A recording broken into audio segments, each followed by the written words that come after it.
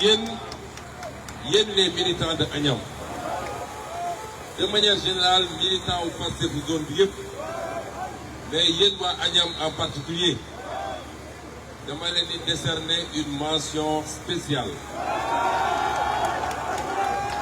dama yàgg wax ni militer fii pour Pastef moo gën a métti 10 fois nga militer Pastef en Casamance wala à Dakar wala à Mbacké wala à Saint-Louis.